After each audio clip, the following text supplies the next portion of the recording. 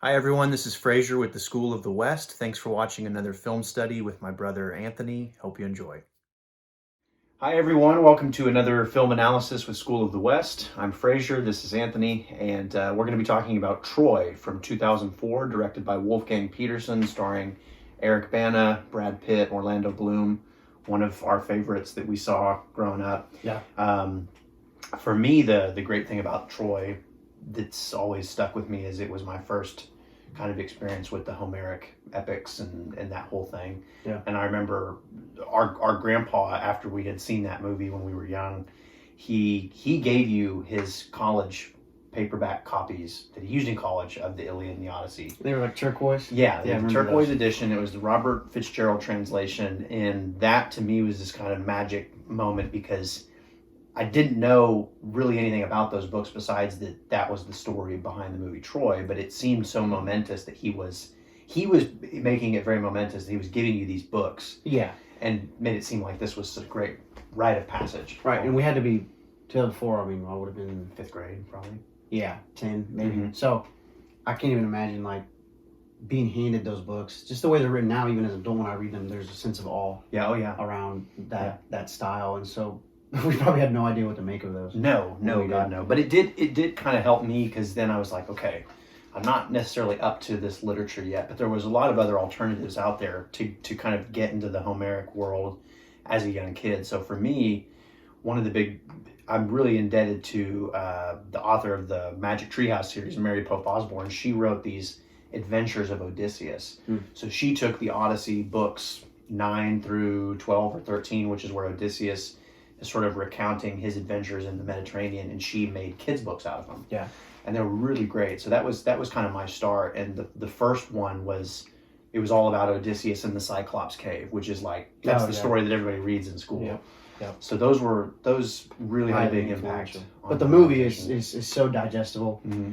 It's a critique of ours that Benioff, who Mm-hmm. made it, of Game of Thrones fame, Mm-hmm. he made it very practical. Yep. And so I think we liked that initially as kids. It makes it, I think that's why a lot of people like it. Mm-hmm. A lot of people like that movie because you can just easily kind of digest something that's so epic and so ancient. But obviously, as readers of the books, we miss the gods and all that crazy stuff. Big But thing.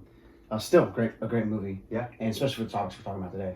Yeah, no, I mean, and so for those of you not familiar, David Benioff was the screenplay writer for Troy, and he's an author he's written some. I know one of the works that comes to mind is he wrote sort of a fictional novel set in Poland during World War II. So he doesn't have this background of necessarily being like a Homeric expert or anything, but he's got like a PhD in literature from some Ivy League school or something. So he knows his stuff, as we'll kind of get into in the video shortly, but.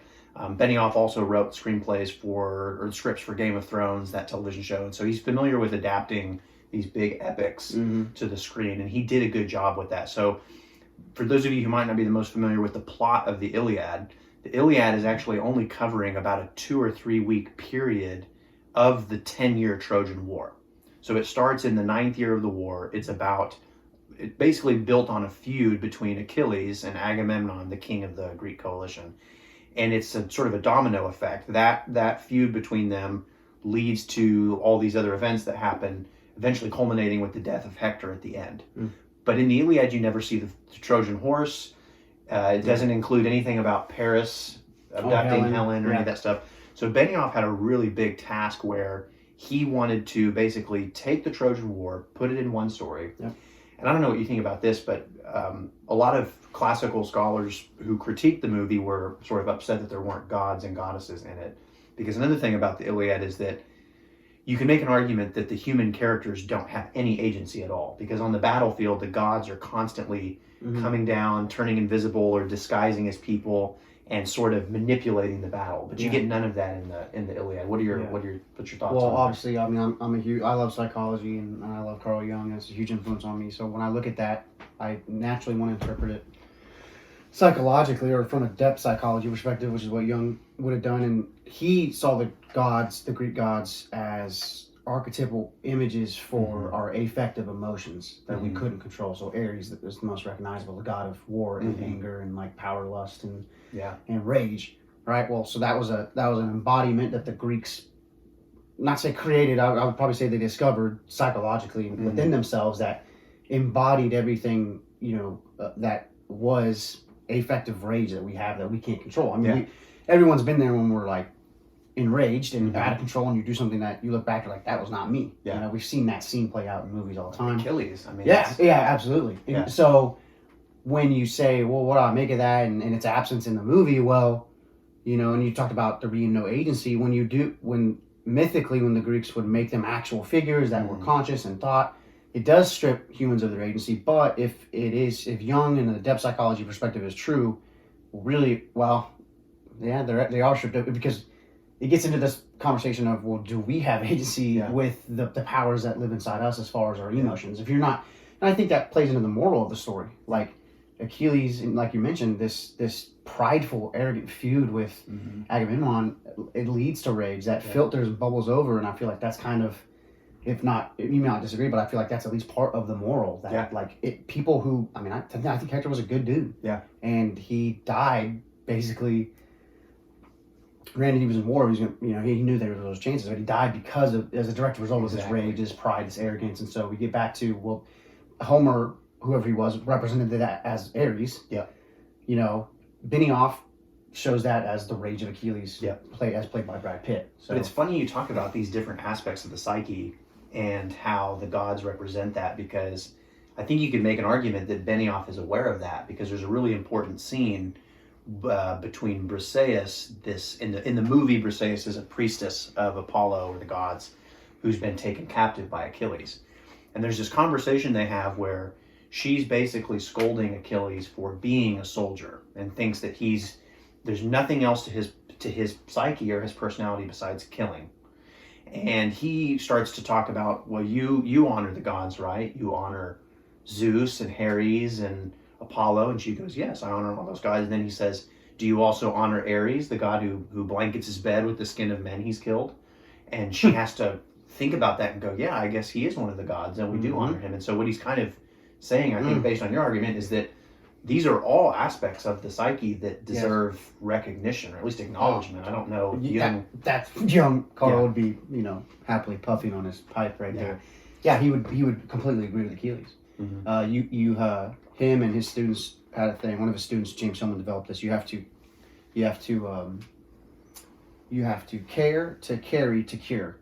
So if you have an issue, let's say like uncontrollable rage or outbursts of that, you have to first begin to care for it as if it is yours. You have to kind of take responsibility, like you're saying. Yeah. And then carry it with you, not try to neglect it or repress it, and then you can lead to eventually curing that symptom or whatever it is. And that's, I think, what Achilles was kind of trying to say is, like, if we are looking at the gods as archetypal representations of affective emotion, you have to care for and consider all of them. Yeah. Why would you only just choose two? Yeah. And also doubly, why would you ridicule someone for worshiping one over the other? So that's good. Yeah, it is interesting. That's what, when I read the Iliad and the Odyssey, that's most, it's just so intriguing to, like, there's so much depth. Yeah. And it's just, it's like the Greek gods are there, but you don't really know what to do with that. Because, it's like, I don't know what they are. They're not just forces of nature. They're definitely personalities. Yeah. That have, characteristics and personalities. Yeah. And I don't know, and then maybe we're not topic here, but I like to think too that sometimes maybe to characters like that, or Odin, there might have been at one time an actual factual person, an actual person who was this great warrior, or this great king, who over the ages of time and oral tradition, he became a god to the people. So it's interesting. Hey guys, sorry to interrupt this video. We just wanted to take a moment and say that if you like these film studies and if you like this video, go ahead and like this video, subscribe to our channel, and be sure and share this with friends and family on social media. Now let's get back to the video. Well, and that's funny you say that, because I feel like that's one of the motivations behind Benioff's script, is to say, what if the Trojan War actually happened? And I think you have to think about the film culture of sword movies that he was writing that in. So this would have been the early 2000s that Benioff was putting this script together. You have Braveheart in 1995 that wins, Best Picture, very much rooted in historicism. There's not fantasy, even though they took a lot of liberties with the actual historical events. And then you have, I believe it's the year 2000. You have Gladiator comes out again, wins Best Picture. Again, it's historical. It's very matter of fact. Yeah. There's no fantasy involved like some of the other former like biblical epic movies or Greek mythology movies. So I think Benioff really wanted to say, okay, well, I'm going to write the next Gladiator. I'm going to take this great epic, but just focus on the historical elements of it. And I think that's actually one of the virtues of the movie is that, with a few exceptions in the design, I think overall they really tried to capture a Bronze Age aesthetic. Because some of you might not know, but the Iliad, that story, archaeologists have found Troy. That might need to be a subject for another video, Heinrich Schliemann and all that stuff. But yeah, the controversy surrounding it. Oh gosh, yeah. Well, they found Troy, and there's other scholars in antiquity who basically dated the fall of Troy to something like 1250 BC, I think, somewhere around there. So this would have been the Bronze Age, and it shouldn't be confused with the aesthetic and the style of classical Athens and Sparta that we're familiar with, that comes from 5th century BC Greece. Yeah. That's where you have sort of the white lamellar armor and the horsehair crests and the Corinthian helmets and all that stuff. So they really tried to make the armor and the style of the buildings and architecture look Bronze Age. The music, with the heavy drums and the brass, I thought was really good. I liked the Trojan armor. I thought it resembled, or like you could tell like the progression towards like a Byzantine type of design. I thought that was cool. I've never thought about the Byzantine thinking about that, because they're in that same neck of the woods. And we should mention too, when you're talking about the discovery of actual Troy, for a long time people thought it was just myth. I mean, they're like, it's not a real thing, can't really find it. And then they find this tiny site and they're like, well, it's kind of too small, but then they don't really know. So there's a lot of controversy surrounding that. But I agree with you. They did.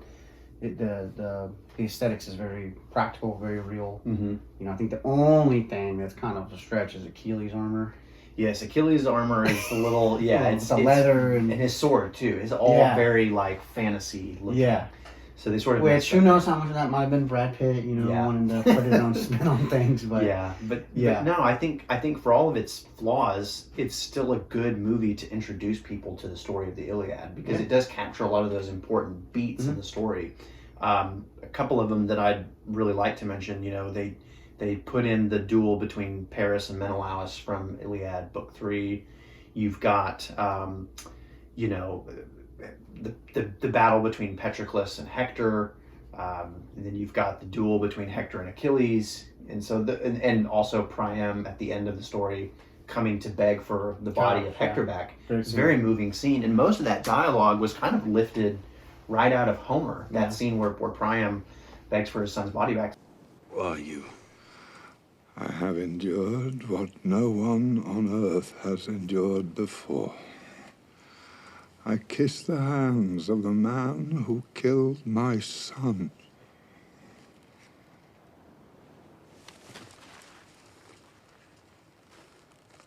So that was all really moving, and I think it's a testament to how these ancient pieces of literature still have meaning. And he did do. I think we're hard on Benioff. He did do a good job. I mean, for what he was trying to do, the scope of it, like you mentioned, there's so many good moments in there that perfectly capture that spirit. So. Even without the gods, like it's just coming down. And well, again, you've got the primordial kind of mythic version of the Iliad, which does include these psychological aspects from a Jungian perspective, or the gods, or the magic, however you want to look at it. But I do believe there was a real Trojan War at some point, and so that's what Benioff was trying to do, is to say, if this actually happened, what would it have been like? Yeah, I think you and I have not been to war. We didn't serve in the military, but to harken back to someone who we both love and probably talk about on the channel is Tolkien. War, there are. Don't you think he would agree with this? Like, there are forces that I don't know, like the driving forces behind a madman, an enemy trying to kill you, or I don't know that. You know what I'm saying? Like, in from an ancient perspective, it just seems so plausible that they would have interpreted that as the gods. Oh yeah, these forces. And that's so funny you say that. This is definitely going off way on a tangent, but there were reports in World War I that Finnish soldiers, I think fighting the Russians or maybe it was World War II. There were these reports of them seeing angels on the battlefield, and so I think that's a concept of, when you're in these really traumatic near-death experiences, you might be peeking into that threshold of the spiritual dimension. No doubt. When these, especially wars there's kind of cosmic forces behind too. I mean, there's no doubt that World War I and World War II, that you could make an argument from a, depending on your view of history and how you see the meta-narrative kind of coming together, that there were cosmic forces behind this. And I would say the same thing with the Trojan War. That was kind of the World War II of the ancient Mediterranean. Yeah. This was because all of Greece united against this enemy. Yeah, that's good. We mentioned so many good scenes. There's one particular I know you really want to touch on, and that's Hector outside the walls of Troy. Yes. So another artful piece of writing from Benioff that I think people have looked over, and I could be injecting too much into Benioff. This could be totally coincidence, David Benioff, if you're watching. But if this was purposeful, I saw it. If you know anything about the whole mythology surrounding the Trojan War, the Trojans, after Troy falls, it's in the legendary mythos that one of the Trojans, Aeneas, flees Troy with his father and son and a group of refugees, and they become the founders of a town in Italy, or a city in Italy, called Lavinia.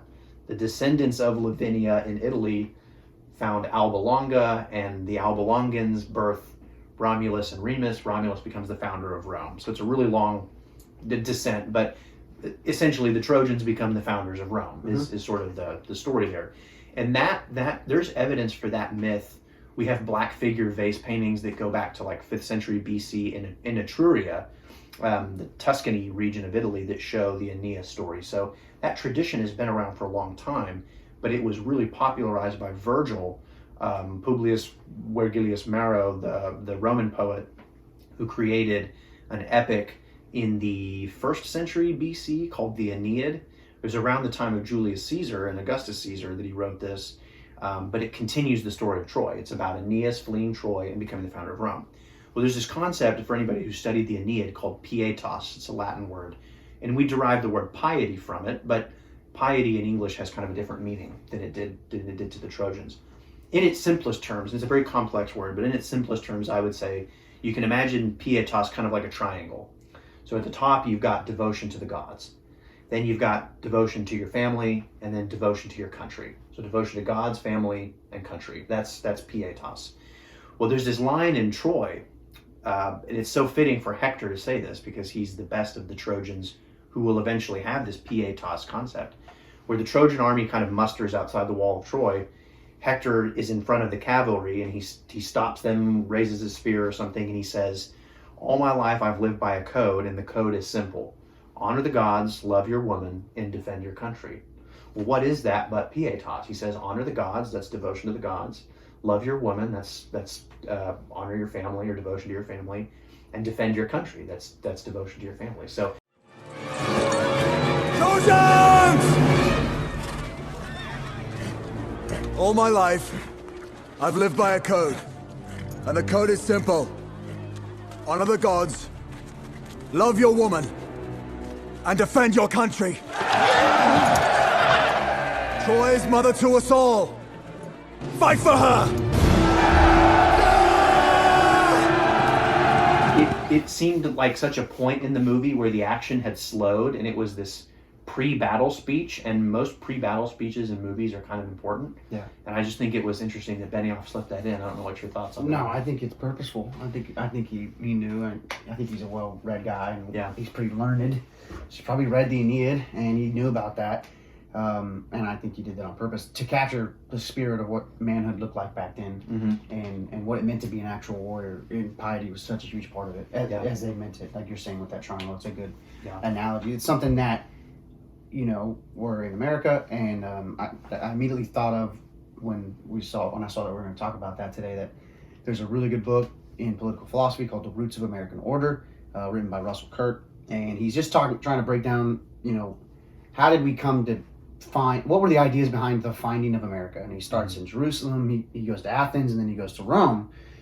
And it's in Rome where he says, he takes a lot of ideas from Rome. We took a lot of ideas. You can study the founders of our country, and they were well-read, very, very well-educated guys that did something that no one had really done before in the history of the world. And anyway, one of the central parts of their initial founding of America and setting us up was to take from Rome this ideal of piety and that same dedication to your family, to your country, and to your God was a foundational aspect of our country that I think we've forgotten. We've rationalized, a lot of that away. And so I think it's a unique connecting point we're talking about Troy. Yeah. Talking about stuff that happened way over, far away across the water. And yet that idea through Rome is connected to us here in America and kind of a connecting loop or a connecting thread, throughout the world. So yeah, it's interesting. I mean, the whole, Rome was founded by a bunch of people who weren't native there.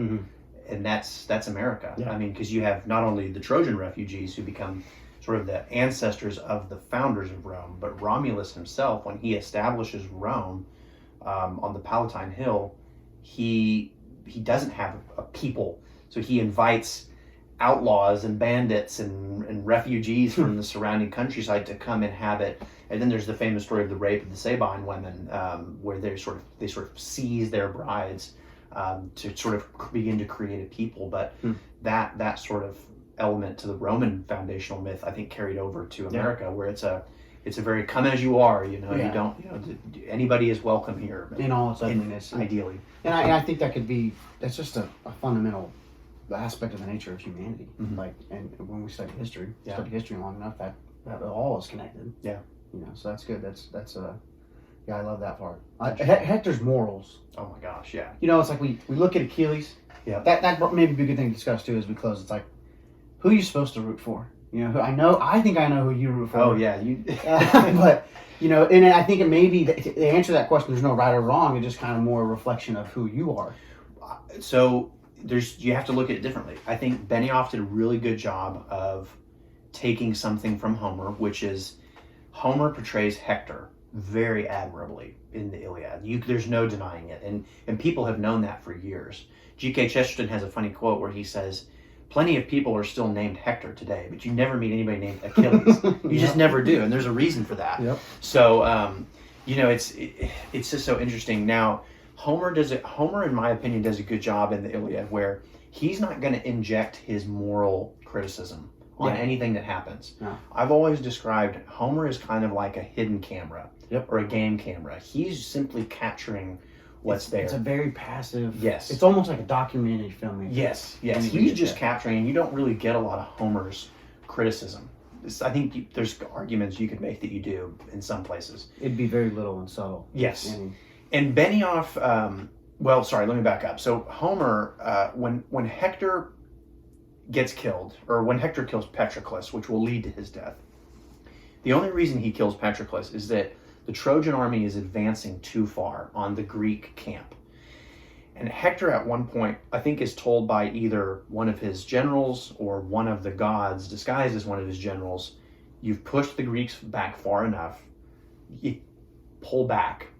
And Hector has a moment of pride. It slips in. That's that famous kind of Greek tragedy hubris that comes in, where Hector doesn't listen to the advice of the gods and presses forward, attempts to burn the Greek camp, and that's when he kills Petroglyphs, which will then incite Achilles to go kill him. Benioff doesn't do that. In Benioff's script, Hector is very much against attacking the Greek camps. There's a scene where he says, if we attack them, we'll unify them. There's dissension among the Greeks.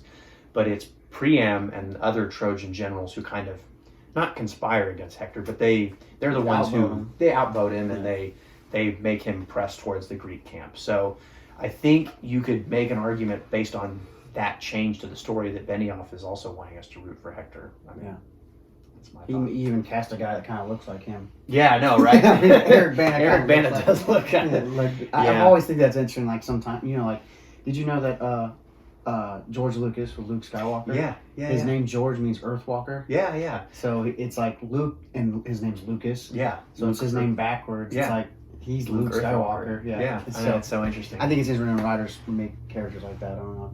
No, it's fascinating. But I don't know. What would be your final takeaway on Troy and why it's a movie worth watching? I think because of all the morals and the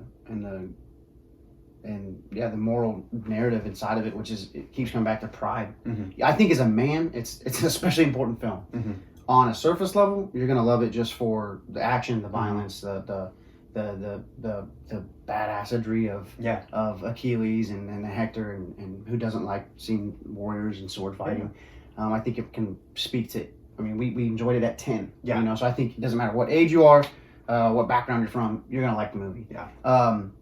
There's that surface level though, but if you want to go deeper, and this is the beauty of good stories, is that they can entertain you on a surface level while kind of manipulating your soul on a deeper level. The morals are there. It's pride. It's the downfall of pride and arrogance, and anger and rage. And you know, I'm on a big Star Wars. He just reminds me of like the Force, you know, the good side, like all the things that lead to the dark side.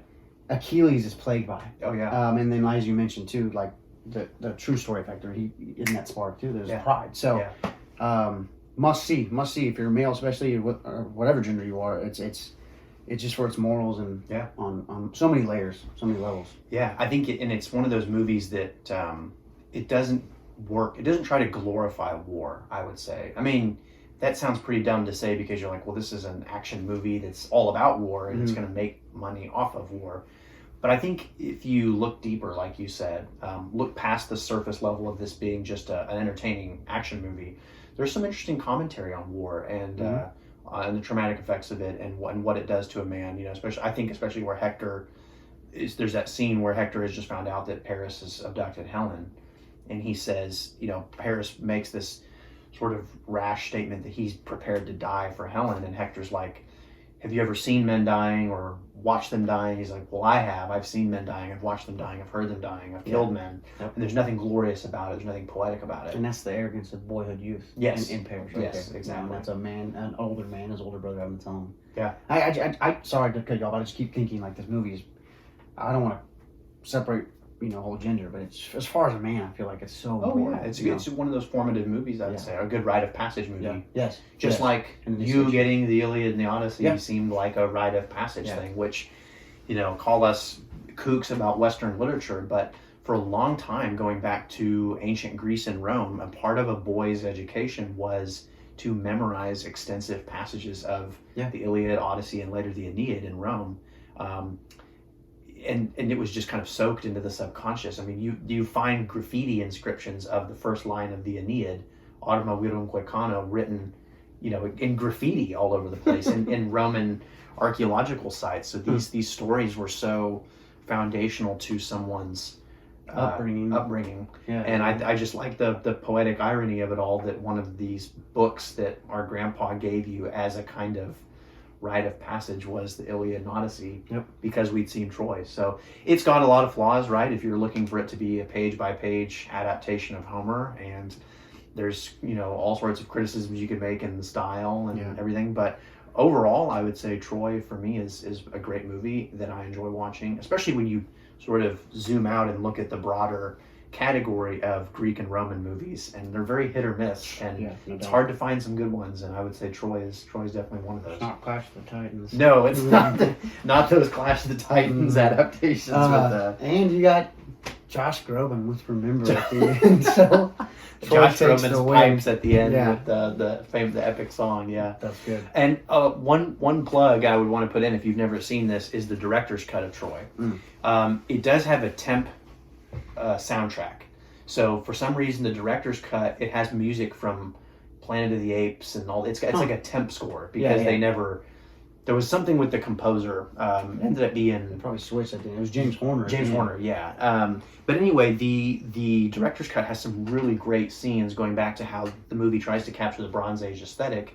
They particularly show these ritual mourner scenes that take place in Troy in the director's cut, where the women are sort of clad in black and they're doing this ritual wailing, which are really haunting, but I think it's kind of accurate to the period. It's awesome. So yeah, I would recommend those. Good plug. Yeah. All right, man. That's it. Good. That's it. A lot to unpack. That was good. Yeah, watch Troy. Watch Troy. All right, guys. Thank you. Hey everyone, thanks for watching this video. We hope you enjoyed this film analysis with School of the West. Be sure and subscribe so that you don't miss the next video. Thanks.